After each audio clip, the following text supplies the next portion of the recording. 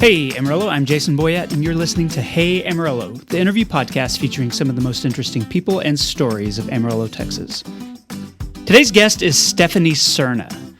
Stephani lives here in Amarillo, but works for Porsche. I should say Porsche, in the company's financial services division. She began working for the car company after several years in local banking. Stephani grew up in Amarillo, but was born in Mexico, which means she spent most of her childhood here in the High Plains without legal immigration status. Stephani was a DACA recipient, the Deferred Action for Childhood Arrivals program. And the story about how she came here and how she grew up in extreme poverty is harrowing. And yet she found success. She graduated from college. She even gave a TedX talk about her experiences throughout her childhood. And I should also say that one of the major influences on her life was Mission 2540, which is a nonprofit operated by my brother Brooks. And we discussed that a little. This is a really great story. Here's Stephani Serna. Stephani Serna, welcome to the Hey Amarillo podcast. Thanks for being here. Thank you for having me. Yeah, absolutely. I'm honored to have you. Thanks for being willing to tell your story in this setting. And I want to start with you the same way I start with all my guests, and that's just to ask how you ended up in Amarillo. And I know that's probably a story in itself. It's kind of a long one, but so I was born in Juarez, Mexico. My family and I, we were below poverty level. And so when you live in a developing country and you're in that poverty level, there's no assistance, if you will. You're on your own. Mm-hmm. And so my father, he would make piñatas at night. Okay. And so I would help him with the paper and get them all glued together. And then come daytime, we would stand on the side of the road and we would try to sell the piñatas. And that was our only source of income. So if he didn't sell anything, then we just wouldn't eat. I would eat, but my parents... He wouldn't. Right. And so it was very difficult standing on the side of the road, but I never felt the poverty level, which is strange because my parents always made it a game. And so although we were begging, if you will, for assistance on the side of the road, I always felt like my parents were just spending time with me. Okay. Do you remember like the circumstances of your home, like what that was like, yes, where you lived and that kind of thing? Well, my mom and I talk about that often. So we lived in a shack, like a small shack, no running water. We had a restroom kind of, I don't know. And so the way that my mom would take me a shower is she would boil the hot water outside in a fireplace. And then she would carry it inside, and then she would take me a bath that way. And so she would just run back and forth. Right. And but I never felt like, again, the poverty level, although I didn't have a bed, we didn't have water, we didn't have anything. It was just four walls, basically, that kept us from the storm when it was raining. Okay. How old were you around that time? We left Mexico when I was 5 or 6 years old. Okay. So at that time, my mom started to play a game with me, kind of a make-believe, right? Like a pretend play is what it's called. And so she would tell me that I was an American girl named Angelica. Okay. And so we would play, and she's like, okay, you have to remember this line. This is who you are. You're Angelica. Hi, Angelica. How are you? And little did I know that's because that was my way into the United States. She was preparing you. Yes. And so it was a game that I thought was a game, but it turned out to be my entire future. So as we're playing these games, I'm rehearsing this girl's birthday, where she lives. She lives in Guyman, Oklahoma. And then one day my mom said, okay, it's time. And I'm looking at her like, I don't know what you're talking about. And we get into this car and she says, I will see you soon. And so I'm in the car.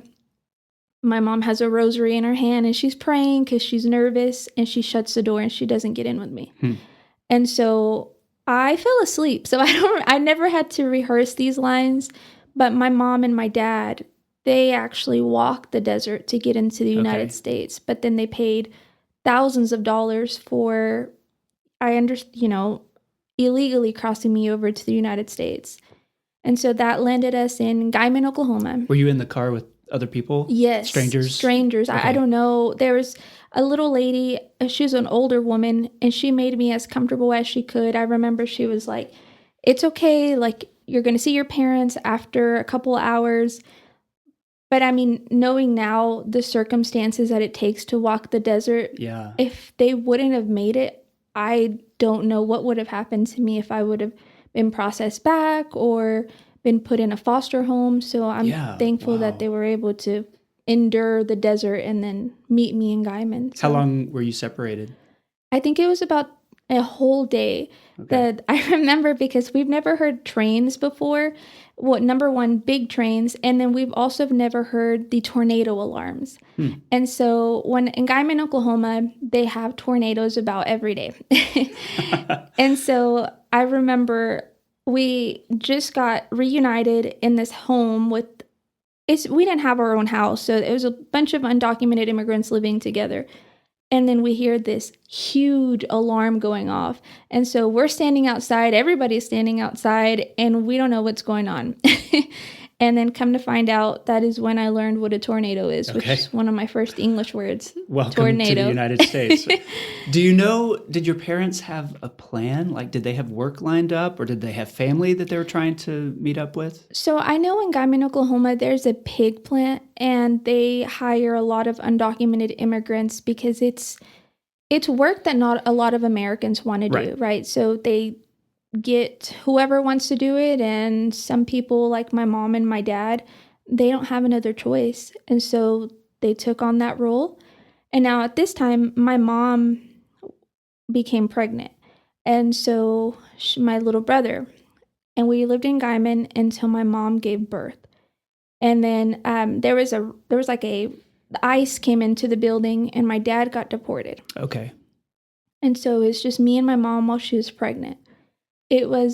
I knew about stress then because my mom is stressed out, pregnant.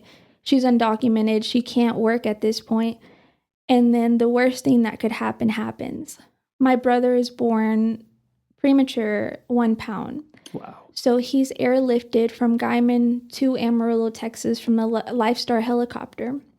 Well, my mom doesn't have a driver's license. My mom's never had a car. My mom's never had to drive.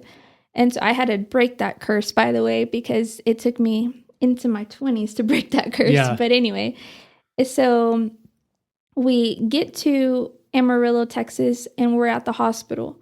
And I remember the social worker comes up to me because I'm the only one that speaks English. And you were still what age at this point? At 7 years old. 7, okay. Yes. And she says, where are you going to stay? And my mom's like, well, we don't have anywhere to stay. We were just going to stay here. And my mom had some pillows she grabbed from the couch, and she just laid them out. And lady's like, well, we have something called the Ronald McDonald House. Mm-hmm. And I've never met anybody else that stayed this long, but we lived there. We lived there for 6 months. Okay. Until my brother passed. And so that was my entire time is at the Ronald McDonald House. Dr. Nazem, he took care of my brother, and I don't know, the hospital tried to make it as childlike for me with gifts, and the Ronald McDonald House, they were so kind. They let us live there. They gave us clothes, they gave us food, and we stayed there up until my grandparents came over so we could get an apartment at the Fairfield Apartments. Okay. And so we lived there for 6 months. Your brother didn't survive? No, he unfortunately did not. It was one of my first traumatic experiences because as the oldest, I'm the one that's translating. So I'm translating a funeral for my brother. I'm translating to the funeral director.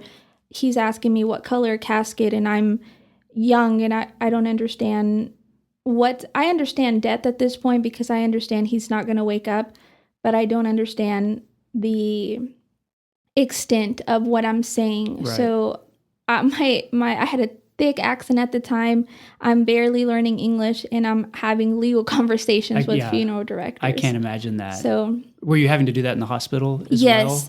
My mom, I remember whenever we signed the DNR, I was telling my mom, I was like, the nurse is telling me that they're not going to resuscitate him. And she's like, what's that? I'm like, I don't know. And so she's like, well, what does it mean? And my mom, I know now as a first-time mom, she made some mistakes and it's not her fault, but I understand she was extremely frustrated with me because I don't understand a medical document. Of course. But anyway, so she made the choice to sign the DNR because my brother had multiple brain surgeries and heart surgeries, and nothing was getting better. It was getting worse, actually. And so she decided to let him rest. And then we waited for my grandparents to come over to the United States, and that's when we moved to the Fairfield apartments at the time. Your grandparents were still in Mexico? They were still in Mexico.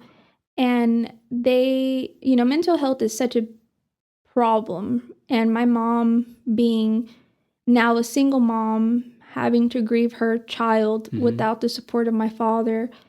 And because my father, when he got deported, I don't know if people know this, but when that happens, you don't just get sent over back to your country. You have to serve time. Right. There's a detainment element of it. And sometimes you serve the time that you were in the United States. So he was in prison for years until they let him go. Okay. So my grandparents came over to help the burden, if you will, of that. And so that's whenever we moved into the north side at these apartments called the Fairfield apartments. And they were in a bad area, of course. So we lived there with my grandparents at the time, and then my sister and several other people in a 2-bedroom apartment with 1 restroom. Wow. Okay. You decided, though, or I guess circumstances decided for you that you were going to stay in Amarillo instead of trying to go back to Guyman. My mom's whole thought was that her son is buried here. Okay. And so she didn't want to leave a part of her here. She wanted to stay here. And so we did, and then we just stayed and planted our roots here. Do you remember going to school at that point? Yes. And you were still undocumented. So what was that like? It was a lot. I was in ESL classes up until middle school, actually. What school did you go to? I went to Whittier. Okay. Whittier, Travis, and then Palo Duro and Caprock. And then my entire life was in the north side. And I'm very proud to be from the north side, by the way. But I remember just not having clothes. My mom would stand in line at I'm not sure what it's called now, but at that point it was the Bethesda Outreach Center. Yeah, right. Okay. So that we got clothes from there. There was another one called the Evelyn River Foundation. Right. They did a coat drive. Yes, and had a the lot coat drive, the toy drive. My mom did everything possible so we never felt like we didn't have what we needed. And so a lot of it was handouts. A lot of it was nice people who decided they wanted to help. And one of those people, I'm sure you know who that is, Brooks. He Mission 2540. So during this time, it was a lot of anxiety for me being around an environment that I miss my dad. I just saw my brother's death. I'm the oldest. I'm being pressured into education, and all I have to my name is an alien registration number. Right. And so Brooks comes to the door, and, we're undocumented. So whenever there is a Caucasian man at the door, it's kind of a scary situation. Yeah. But he invited us to go eat snacks and play games. They had this event, kind of like a clubhouse, if you will, at the apartments. And so we went. And we kept going, and he kept coming back. And he told us a story about the greatest love story of all time, right? The one where someone sacrificed their own son for love to make sure that you have grace and you have mercy. And that ultimately changed my entire path because, for a long time, I was angry. I would get into a lot of fights, actually, because people would pick on me for my accent and because of the dirty clothes or the clothes that we had. We just didn't have anything.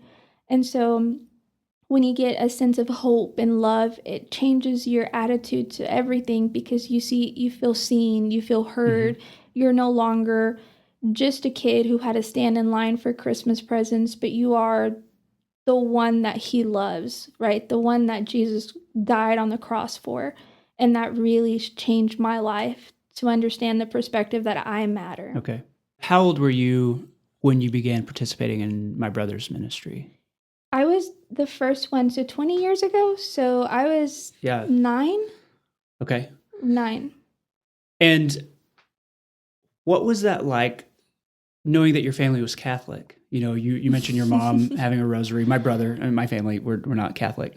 Was that something that was difficult, or was it okay to see beyond it? Because the kids that he works with, some of them are, you know, Muslim kids from Afghanistan, I mean, all kinds of religions and ethnicities. Right. So it's funny because my grandpa was very upset for a long time when I started asking him questions about the differences. Because I would have to go in to do my first communion. My grandpa forced me, may he rest in peace, but he forced me to do my first communion in the Catholic Church. And I had a lot of questions because my path with God looked a little different now. Right. And so they were not on board. My grandpa, he's just very traditional. He's very traditional. So that part of it was difficult. But I think that my mom was just happy to know that somebody was there for us. My mom worked, all night. She was never home. And so I stayed with my grandparents who, they didn't speak English. They were elderly. And so for most of the time, I was just outside. And, those circumstances when you're outside in the north side and you're a small girl, it can lead to some pretty horrible things. Right. And so there's gangs, a lot of gangs around us. There's a lot of teen pregnancy around us. Even younger than that, I remember a couple of girls that I went to school with that were even younger when they had babies. And fights and drugs, and to know that somebody there wanted different for us or gave us a story of what it's like to want different for you. So my mom was just happy that someone was there willing to give us a more positive atmosphere. Okay. What was your mom doing at the time? Did she find work? Yes, my mom was a night custodian. So whenever we would wake up, my mom was asleep. And so I would get ready for school. And then when I would come back, my mom was already working. So as a night custodian, you work all night. And then she'd just come home tired. Okay. So it wasn't because she wanted to, but it was the only job that she could get. Did that fear of the authorities, finding out that you were undocumented, did that persist like all the way through high school? Is that just something a burden that you carried the whole time? Yes, I was always so scared to get in trouble. I stayed away from everything. I was very sheltered growing up. There's a lot of things that I wanted to do, and I wanted to be a journalist. I wanted to do all these things, but I always held back because I just felt like, number one, I had an accent, so I've never been a confident speaker, even though I was translating, which is kind of a weird scenario there. But I, for the most part, just stayed home. And that was just because I knew that I was the only voice my family had. I was the only one that could translate. I was the only one that could go up to the grocery store clerk and say, hey, my grandpa's sick. What medicine do you recommend? So I have this burden to not only take care of my family, but make sure that they're here in a country where someone can understand them. And if they needed help, then I'm there to provide that help. So most of my life has been more of a caretaker for my family. And that started at a very young age. Yeah, you mentioned the mental health aspect with your mom. I'm interested in how it impacted you, because that's a lot of weight for a teenage girl to carry. Where you're responsible for your mom, your grandparents, your family, all their communication. Like, you're in the middle of all these things that typically parents try to protect their kids from, Right. I have struggled with anxiety my entire life, and I always thought that it was normal. Like, that was just a normal feeling that people have up until I sought counseling for myself. Okay. And I realized that, number one, it's not healthy to carry the burden and to feel the guilt of needing to be successful and needing to do all these things because you're the first generation, you are the oldest. And so I had to give myself that same grace that Brooks taught me. I had to give myself that same love and kindness. And I still struggle with it because it was years and years of me, being the front line for my family and having to translate and having to, do everything, restaurants, the doctor, everything. I was the one that had to tell them my grandpa has heart pain. And there are words that I had to sit there and learn how to say, because I don't know, I had an accent growing up, but in my mind, I felt like if I had an accent, people would know that I was undocumented. So that's part of the reason I don't have an accent now. You worked to I worked lose it. very hard to lose my accent. And I wish I could go back and, I don't say that it makes a difference now in my success or my career, but I felt like that was part of me.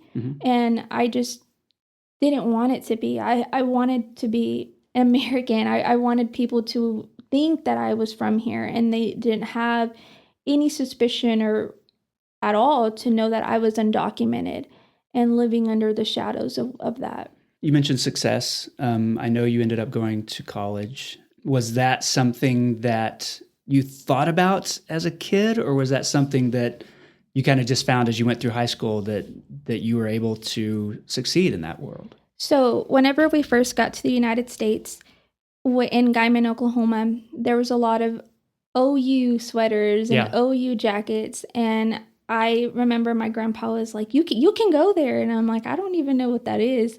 And so that was always such a weird, like, in my head, the way that I would say is a little girl from the north side who's undocumented, they don't go to college, right? We stay here. We take care of our families. We just get a job and figure it out. And then I go do what my mom does. And then it's just a repeated generational cycle.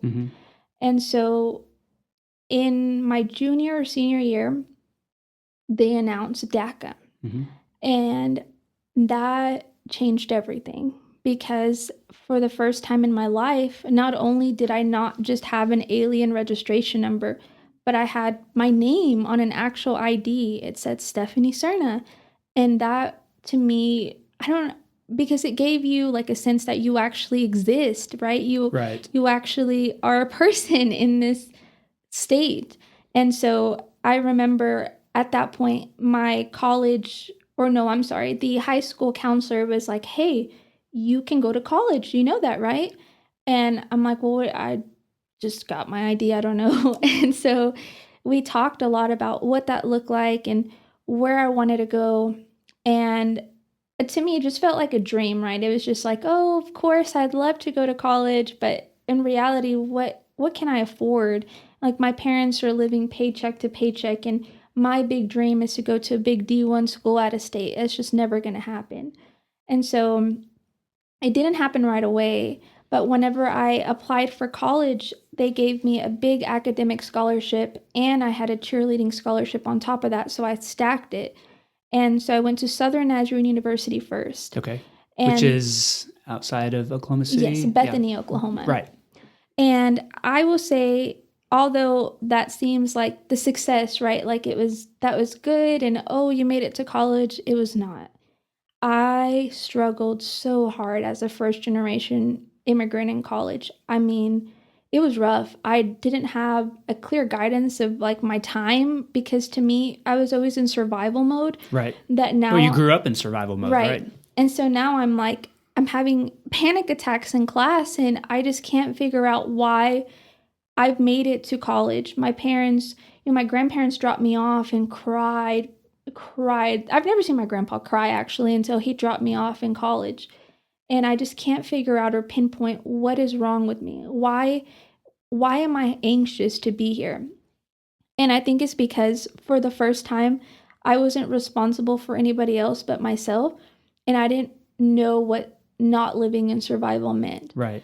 And so that, and then of course I still felt the disparity of being low income, because I met some other people who were low income as well. And we all became a group of friends, and they told me, you need to get some food from the caf, because on the weekend they're closed. And then if they're closed, or you just don't eat, because we didn't have money to go to McDonald's. We didn't have a car. And so if the caf is closed, then there's no food to eat.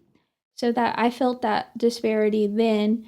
And then, of course, during the parent weekend when the parents come and they stay, and my parents never came. Right. And that honestly was kind of the entire narrative in my growing up. My parents never came Had your dad been able to reconnect with the family by that point, or did he have to stay in Mexico? He had to stay in Mexico. He tried to cross one more time and then was detained at the border again. So he tried, but it's just difficult when you've been detained before and then also deported, that you're kind of on the radar at that point. But I mean, I appreciate my parents and everything they worked for, but I always felt like I didn't want to go to any of the recognitions. I actually didn't even walk when I graduated. Really? Because I knew no one was going to be there. Okay. So from SNU, I went to OU.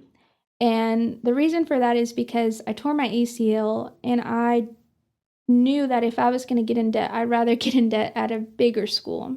Okay. And so I did, and I went to OU, and it took me a very long time to graduate, but I did. And then I got my mass communications degree, which I wish I wanted to be a journalist for such a long time, and I wrote for the school newspaper, but I was not successful in finding a job. So bottling up, then it's just like I get to the point where I feel successful, and then nobody tells you that whenever you graduate, there's not exactly a job lined up for you. Yeah. So that part kind of hit me in the face, because at that point I had my son. And so it was difficult, to say the least, to come back to Amarillo and not have a job, even though I have a college degree. So I went to work at the bank at Chase first. And then I was a teller. So that opened my door. I always say just a teller, but that's not exactly true, because that just a job opened up the door for a financial job. So Chase taught me what a banking institution looks like. And so then I left there to be a relationship banker at Bank of America. And then from Bank of America, that opened up a bigger door, because now I understand what loans and credit looks like. And then now into Porsche on the financial side of things. So a couple of questions before we talk about your job now with Porsche. What was the path to citizenship like for you? Like, did you know, okay, there's a light at the end of the tunnel, I'm going to get to a place, as a DACA recipient where I don't have to worry about this? Actually, it was really, really, really long and expensive. Mm-hmm. So whenever I got my green card, my mom married a American citizen. My stepdad, he's the one that passed, and the one that was my father since I was 9-10 years old. Okay. So he gave my mom a green card, and then in return, she was able to help me get a green card. Okay. And so because of that, what happens is when you come here undocumented, you have to go to the Mexican consular in Mexico, not here. You go to the consular there. And I remember they give you a ticket. So you're waiting for hours for your ticket to get called up. And so you're going into Mexico without the actual confirmation that you were going to come back, because it's up to the person in front of you whether they're going to forgive you or not. So it's my turn. And she says, "Why did you do it?" And I'm like, well, and she's asking me as a child, like, why did you do it? And I'm like, well, I didn't have a choice. I was 6. Yes. So she looked at my mom, and of course, the shame on you. You shouldn't have done that. And I understand that. However, I was a child. So thankfully, they went ahead and granted me the green card, but it's a whole process. So we had to stay in Mexico for 2 weeks until they processed all the paperwork. And then once they processed it, they gave me a temporary card, if you will. And then I was able to come back into the United States with a green card. Now, the green card, you have to renew every 10 years. So you're a permanent resident, but of course, you're not allowed to vote. You're not allowed to do certain things. And then there's just a lot of differences, of course. And there's still a lot of uncertainty attached to it. You don't feel the security that I might feel having been born here, because there's just a lot that remains in doubt. Right. And, when you have a green card, there's a lot of things that can happen. It can be a traffic stop or some kind of violation, because it's not a for sure thing that you are now going to be in the United States as a born citizen. This is just, you are a temporary person, if you will, right, at any point that can get revoked. So I wanted to apply for my citizenship, and I did. And that process took a really long time for two reasons. One, because of the pandemic. It was around COVID. And so everything was delayed. And then the process itself, they vetted me again for my citizenship, which I thought was so odd, because for DACA, you get vetted one time. You get vetted to make sure. And for DACA, I'm sure you know, but you have to be here. I don't know the exact year, but you have to be here at a certain age as a child. Right. And then you can't have any misdemeanors, any felonies, anything like that. So clear track there. And then the green card, you get vetted. But then I got vetted again for my citizenship. So that vetting process took a long time, which was extremely frustrating for me, because at this point, I've been in the United States for so long. I've never been in trouble. I've never done anything wrong. And so that took a long time. And then the test. If I hadn't gone to school here, that exam was actually quite difficult. I think you could give that exam to anybody. You could give it to me, and I don't know that I would pass it. Like, it's a hard test. Yes. And so at that point, it was under Trump's presidency. So the actual exam was 125 questions. Well, you get 10, but there was 125 questions. And some of them were, who's the president of the United States? But some of them, it's like, so tell me about the 13th and 14th and 15th Amendment and what they did. And to somebody, like, I just think of my mom. My mom's a citizen, and she studied so hard for that test. But I just think of her and, like, how she didn't go to school here. My mom has a middle school education in Mexico. How does she pass? Yeah. I don't know. I respect that so much, because I know I could go to anyone in my family right now and say, tell me about the 14th Amendment, and they would have no idea. Right. And so it is, like, as much as immigrants can be demonized in our society, or even DACA recipients or anything like that, the work you have to do to become a citizen, like, is so impressive to me.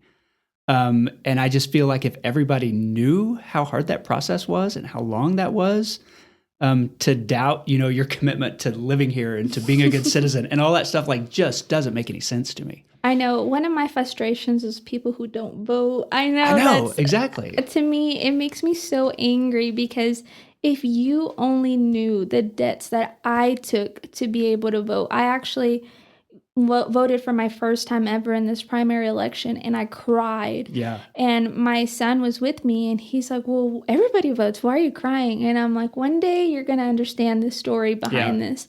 It's a right that not a lot of people have, and a lot of people would kill, honestly, to have.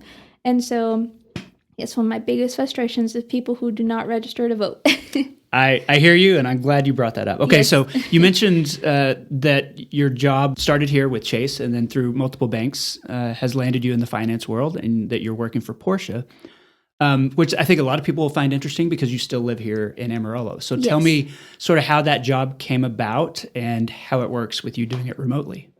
So I got a LinkedIn message from a gentleman, and it was a staffing agency at first. So I don't have a business degree. And for most of those careers, they want a accounting, some kind of business degree. And when he messaged me, I was like, Porsche, what is that? And then I looked it up, and I'm like, oh, the German car company. Okay. So then I kind of thought it was a scam, because most of what I get on LinkedIn, I assume is a scam too. So I was a little hesitant. And then I was like, well, you know what? This is a work from home position. This is the money that they're throwing on the table is a lot more than I make now. And I mean, what's the worst that can happen? I go to the interview, they say, no, I still have a job. Mm-hmm. So I go into the interview, and one of their processes was a video interview. So they asked you 4 questions, and you record yourself, and then you answer it, which was extremely awkward. Yeah. And then the STAR method. So it was just different. but they liked me, which I thought was kind of weird because I just didn't think that it would go anywhere. I mean, it's a big company. And so one of the first things whenever I had my one-on-one meeting with the hiring manager, he was like, where are you from? The staffing agent was like, where are you from? I said, well, I live in Texas, but I'm from Mexico. He's like, okay, you live in Texas. How do you pronounce this? And I said, Porsche? He's like, no, please don't. That's the first question. Yes, it's Porsche. And I'm like, okay, Porsche. That's not how people say it in Amarillo. Right. So I'm like, well, in Texas we say Porsche, but okay, Porsche. So that was, number one, we had to get that out of the way. But he prepped me, and I just told him my story on why I want to work there and because Porsche, we have consumers, right? Mm-hmm. And the whole thing is about white glove level service and the luxury experience. And I said, that's because I've done that my entire life. I've literally been the white glove level service for my family. I've been the one that's taking care of everything. And so that's what I strive for in all of my positions. And so they hired me as a contractor for about 4 or 5 months. And then they hired me full time. Okay. And my first time ever going into the office in Atlanta, Georgia, I was in shock because I don't know if you know this, but it's the same building they use in the Avengers. So in my mind, I'm like, this is the Avengers headquarters. Yeah. And so it's beautiful. You see the 911s, you see the track. So to me, that was just such a crazy feeling, like I work here. Mm-hmm. And so that moment for me was a very proud moment, because coming again from living in a little shack to now standing in front of headquarters, in front of this billion-dollar company, and saying that I have, my email address has @Porsche behind it. And not just a billion-dollar company, but a company that is associated with luxury. I mean, it's a luxury brand that's known all over the world. Can you talk at all about the kind of work that you do? Like, what's the scope of what you're doing for Porsche? So I work for Porsche Financial Services. Porsche is the big name, right? And then there's several different entities. We have the dealerships, we have us, the finances, and then we have several other brands. But the dealerships. And those other brands are major luxury car brands. I mean, yes. Bugatti, Lamborghini, Bentley. Yes. So we provide financing to all of them. So we're the luxury car finance bank, if you will. Okay. So Bugatti, Lamborghini, Porsche, and Bentley. And the Bugatti accounts, let me tell you, the first time I ever came across a Bugatti account and I saw how much they pay a month, I thought there was an accounting error, because I've never seen anybody pay what somebody makes a month on a car. But that's a thing. That's a thing. So Porsche Financial Services, we're an indirect lender. We get all of our deals from the dealerships. Okay. So the dealerships initially own the vehicles, and then whenever it comes time, they have incentives to coming with us because we're Porsche. So for leasing and retail accounts or so have you, then we give incentives to the dealership for providing us funds. So that's what we do. We're the bank. Yeah. And you manage that stuff. Yes. From here, right? Right. So I get to work from home, and it's wonderful. I mean, I actually was sitting back because I gave a TED Talk. I gave a TEDx talk in front of Porsche, our company. We had an annual company meeting. And while I'm sitting there preparing and I'm looking around my office, and I'm just like, this is insane. Like, sometimes you just can't believe, like, what you prayed for is right in front of you. Right. And so I had to take back a step because I was so nervous to give this speech. It was 12 weeks of planning with Ted. So every Tuesday or Monday on the dot, we were in classes, listening to TED Talks, reading books, getting us prepared for the biggest speech of our life, right? And now I'm TEDx certified, so probably doesn't sound like it. So I am getting ready to give this speech. And one of the things that I can't remember what TED Talk this was, but she said, walk around the room and find the people in front and find a familiar face and speak to them. I was like, okay, well, I'm nervous. I'm going to walk around. We did it in the Delta Flight Museum in Atlanta, Georgia. So it's beautiful. It's like what dreams were made of, right? So they have the huge aircrafts, and then they brought in the 911s, and it's packed. So we're doing our mic check. And again, my family's not there.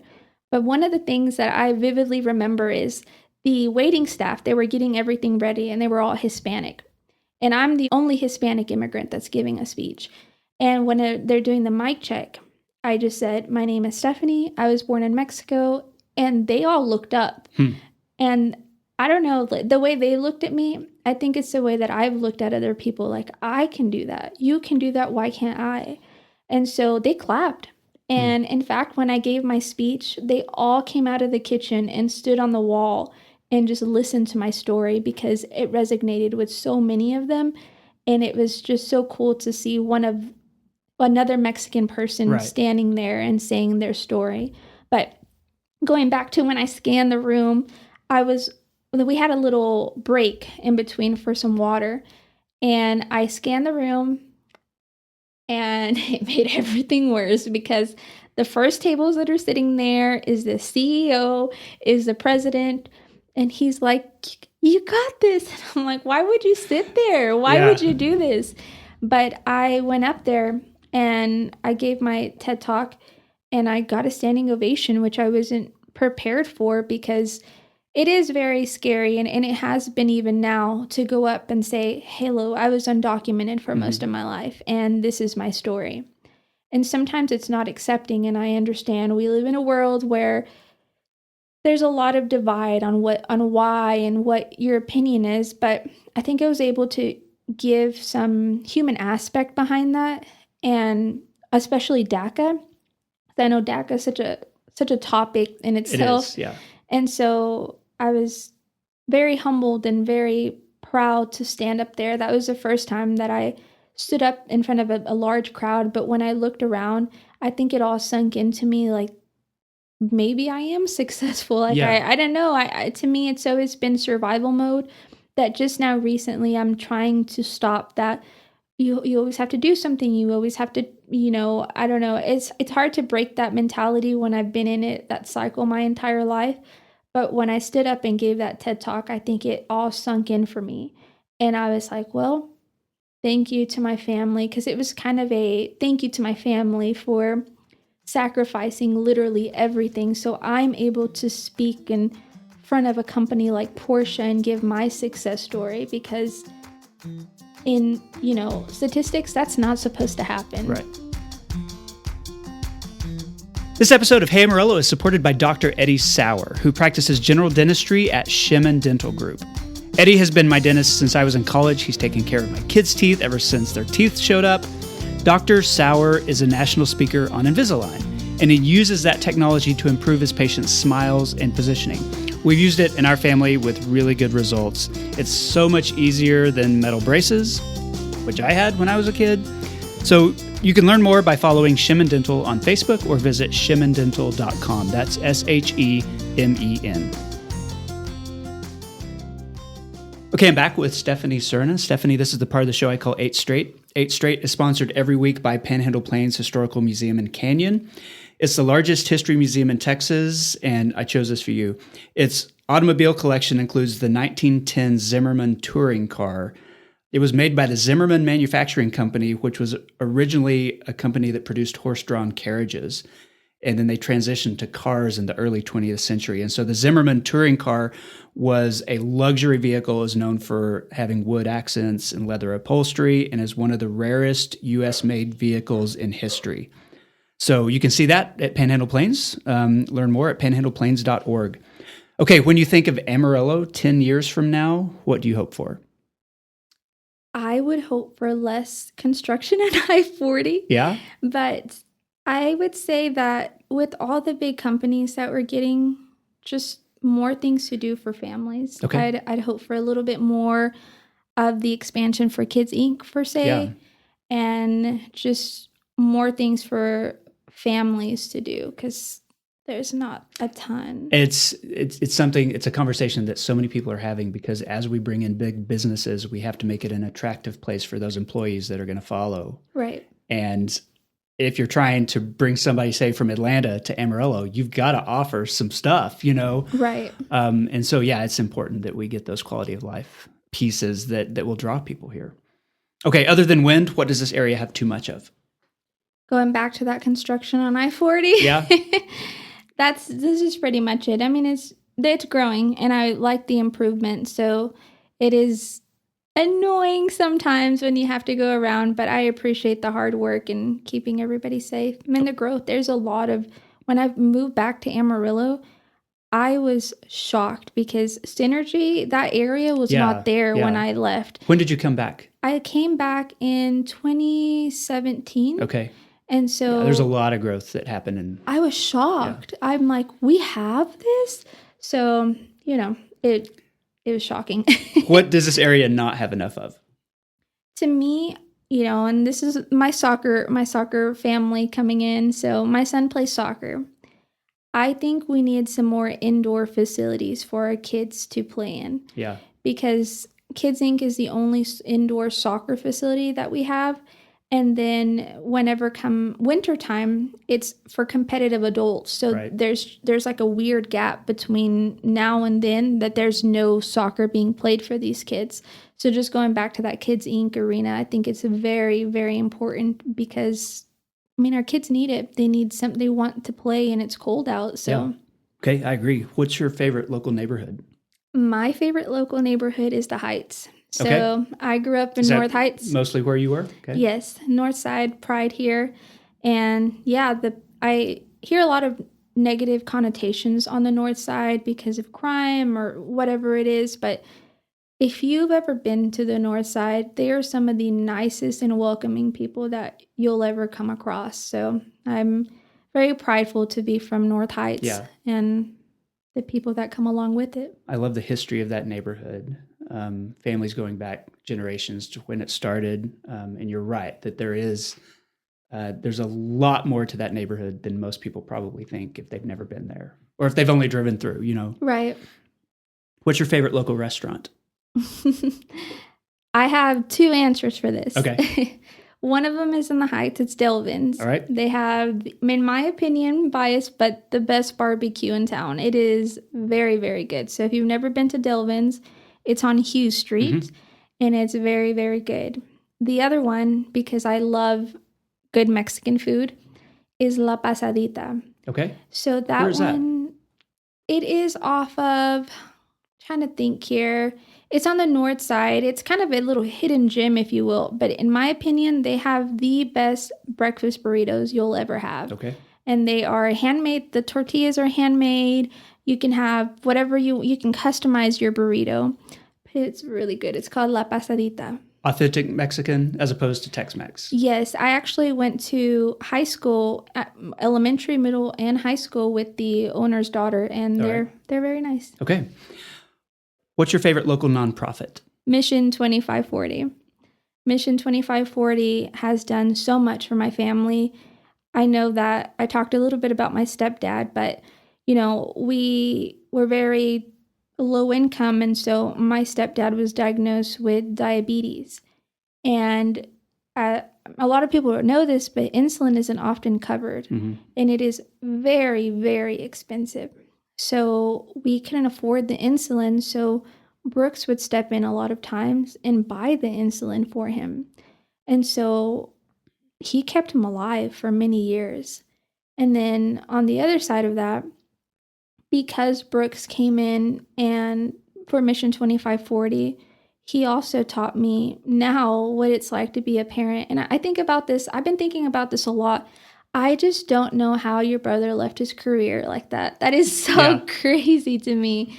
But he had a calling and he followed his heart, and it truly shows for 20 years of faithfulness into this ministry. And so he did a lot for my family. He gave me hope. And I really think if he hadn't come into my life and showed me, not just even the religious aspect of it, but giving me the feeling that someone cares about you and that you matter, I don't think my life would be where it's at. In fact, when I gave my TED Talk in my little speaker bio, I put Mission 2540 on there. And there's a lot of people that had questions about what that was and why. And I let them know exactly what it is. And I said, Mission 2540 goes into low-income apartments in neighborhoods, and they fellowship and they provide needs for these families. And sometimes that can mean help them not get evicted. It means providing them food. Mm-hmm. We just did the toy drive with Hillside Church, and I don't know the exact number, but I want to say it was a lot of toys that we gave out that day. So if stuff like that didn't exist, a lot of us wouldn't have a success story. And Mission 2540 is that one for me, because they're the reason why I even had Christmas gifts in the first place. I mean, and it's not about the gifts, but as a child, when you're the only one that doesn't have something wrapped around the gift, it does something to you. Yeah. And the fact that they made sure I at least had a gift, I had a jacket, I had a snack, Brooks has done a lot for me. So I think if it wasn't for Mission 2540, I wouldn't have been able to give a TED Talk, because my life would look a lot different than it does now. I remember that very first year after he had done his ministry for a year, and he was going to do the very first banquet. And he was talking, just the two of us were talking. He was like, I don't know what I'm going to report in terms of results. People want to know, what are the results of what you're doing? How many kids are going to church now, or how many lives have been saved? And he was just like, I don't know. I've bought insulin for this guy a lot of times. And I didn't know that was, your family. And to now see that your life is a result of him doing those things, it's, 20 years later, that's an impact. That's a legacy. Right. Okay. What's the most underrated aspect of living here in Amarillo? I would say Palo Duro Canyon. Honestly, it is really beautiful out there. We got to do the horse ride down there. And that was actually my first time. I was going to say, was it something you ever got to see or experience when you were a kid? No. And so I didn't know that existed here. And so, of course, we have Cadillac Ranch and the Big Texan, and Buc-ee's now. Oh, right. We did the Buc-ee's experience, and that was a lot. There's a lot of people in there. But yes, I love the Palo Duro Canyon. I think it's so pretty, and I don't think a lot of people know that it's there. Mm-hmm. I think you're right. So, or at least they know it's there, but we tend to forget about it or ignore it or take it for granted. It's so pretty down there. It's just kind of breathtaking to see that this is like our backyard. Yeah. Literally, it's just right there. So it's pretty cool to get to ride the horses down there and just take a step back from the busyness of life, family, career, and just stand in the awe of what that is. So that was my last question. When was the last time you visited Palo Duro Canyon? When did you go and ride the horses? Was it just last summer, or? It was in the summer, and it was actually really bad, but that was my first time ever in Palo Duro Canyon. Okay. Well, whenever growing up, do any of that stuff, we went to Wonderland one night, and that was on the free school night. Yeah. And so a lot of the things that I get to do now are sometimes, I just have to step back and realize, you understand that this stuff is because of the success that you've been able to have, or, you're blessed beyond measures and you don't even realize it. So I had to take a step back there in the holidays too and realize, I know you're stressed out right now because of everything that's going on in work, but this is what you prayed for, and you get to live in a town that, to me, I like Amarillo. Mm-hmm. I know when I go to Atlanta, I'm ready to come back. That's good. That's good. Atlanta the traffic there is horrendous. Oh my goodness. In the airport, I have to mentally prepare myself like I'm going into combat. And when I go into the airport, they say it's the busiest airport. It's a massive airport. They say it's the busiest airport in the world. Yeah. And so whenever you go in, you have to have a plan. You got to have everything ready. I have TSA pre-check, but I'm still I'm ready. I'm game plan. No, the TSA agent's not going to yell at me this time. But I'm just ready to come home, because Amarillo just feels like home. There's more stuff now to do, right, where you can go out to Synergy, you can go out to Buc-ee's, but you also get these familiar faces when you go. Someone knows, someone that knows you somehow or another. Somebody knows you. That's always the case. Okay, so that concludes the 8 straight questions. I like to close by asking my guests to endorse something. So what's one thing you would like listeners to know about or to experience? If you get the chance, I'm just going to go back to Mission 2540. If you can meet one of these kids, they would change your life, because it brings into perspective some of the stressful situations that you're in right now. If you knew the stories that some of these kids have, some of them are refugees from war countries. And if you got a chance to sit there and talk to them, and I'm not, demeaning or saying that our problems aren't as big as theirs, but you would have a different perspective of what the problems you're facing actually are in comparison to these children. Yeah. And so not only that, but you can make a big impact. One of my dear friends, her name is Suzanne Schroeder, and I met her through Mission 2540. And so she would come in and mentor, and she showed up to a lot of my events when nobody did. There was a scholarship night in high school at Caprock, and I received five scholarships that night, and she's the only one that came. Wow. So you never know. Whenever you volunteer, sometimes you just have to plant the seed, right? But if anybody has time, or if they just want to volunteer, if they want to donate snacks, then I'm sure you know where to guide them to. I can send them to the right place. But yes, Mission 2540, because it's life-changing, and you never know how big of an impact it might have later on somebody else. Stephani Serna, thank you so much for being on the podcast. I appreciate it. Thank you for having me. And that concludes the episode. I want to say thanks to Stephani for the interview. Thanks also to Shemen Dental and Panhandle Plains Historical Museum for supporting this podcast, and to Angelina Marie for editing every week. Thank you for listening. Hey Amarillo exists on a weekly basis because of listeners like you and the local people who support it financially through patreon.com/HeyAmarillo. Hey Amarillo's executive producers include Patrick Burns, Jason Burr, Katie Linger, Corey Burns, Josh Wood, Wes Reeves, Cindy Graham, and Barbara and Jim Whitten. This has been episode 386. My name is Jason Boyett, and I'll see you next week.